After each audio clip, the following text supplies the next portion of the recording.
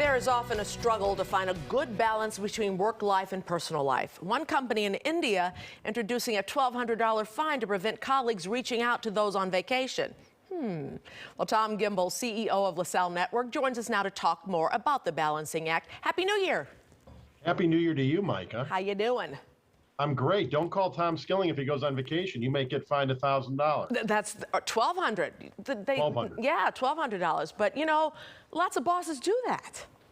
Well, I think there's really a challenge of what's a marketing effect. So companies want to attract talent. We're all in this war for talent, even with the pending potential economic crisis.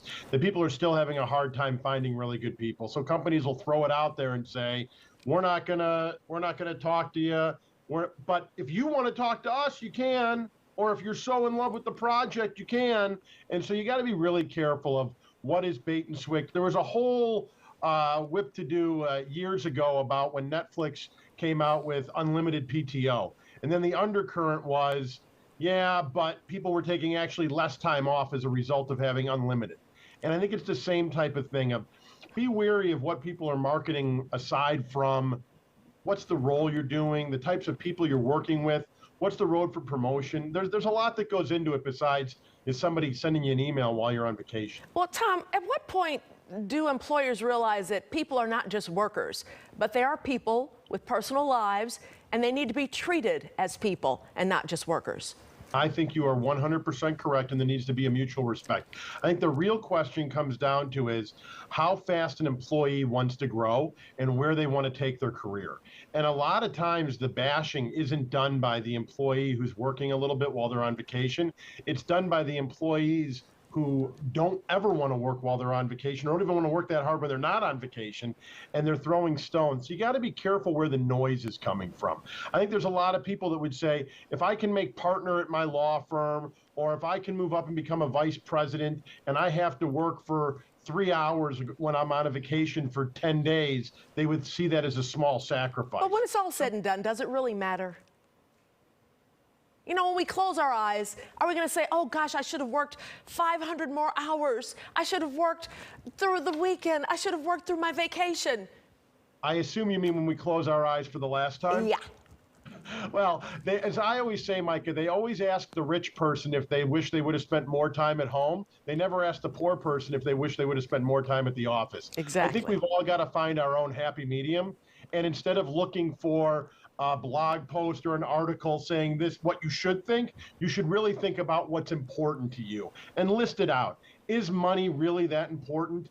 Is time with your kids when they're at what age is important to you? You know, what do you need in your life? And I've seen a lot of people that they want to work as much as they can in their 20s to make as much money as they can so they can have a little bit more balance in their 30s and 40s. And I've seen other people in their 20s that complain about how much they work. So it depends on the individual. Yeah, but the people in their 20s now, that's a different group. I'm sorry. Oh, see? Now you're a Gen Xer, Micah, and you're casting off the millennials and the Gen Zs. Well, you know, they think a little bit differently than we do, you know. Oh, okay. See, this is part of the problem, Micah, is that we say, well, that group should do this and this group should do that. Well, I believe in a good work ethic, and I believe in putting in your work, but I don't believe in workers asking too much of you.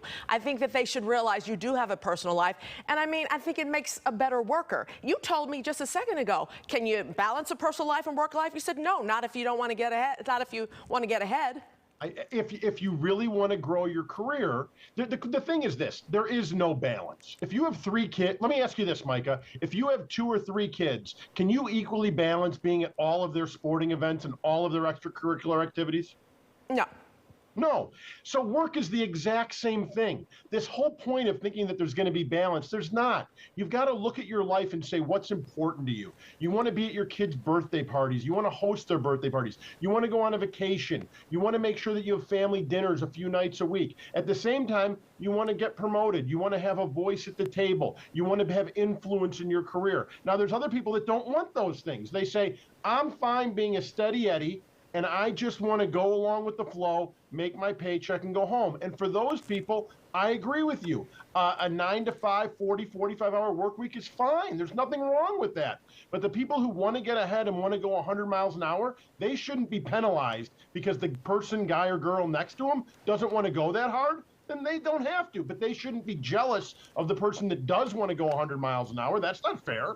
All right, or a steady Edie. You said steady Eddie. We have to be, Well, I knew a girl in college named Eddie once, but that's a okay, whole well, either way, yeah, that's another story. But so basically, you can't do it. Thank you, Tom.